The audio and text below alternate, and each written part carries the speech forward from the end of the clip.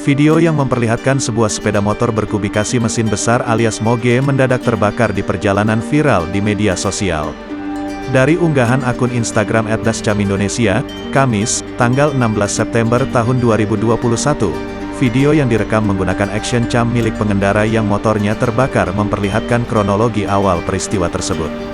Awalnya sepeda motor tersebut nampak mengalami masalah mesin. Saat si pengendara mencoba main starter kembali motornya, api mendadak muncul dari bawah pengendara. Motor terbakar bukan pertama kali terjadi, untuk itu pengendara motor mesti selalu waspada dan mengetahui apa saja yang bisa menjadi penyebab sepeda motor terbakar. Ketika dihubungi Kompas.com beberapa waktu lalu, Ribut Wahyudi, Kepala Bengkel Honda Bintang Motor Cinere, menjelaskan kemungkinan motor terbakar disebabkan rembesan bensin pada tutup busi. Biasanya disebabkan karena adanya rembesan bahan bakar, sehingga jika terkena percikan api tidak lompat dari koil ke busi, tapi keluar mesin. Sehingga terjadi kebakaran, katanya menjelaskan.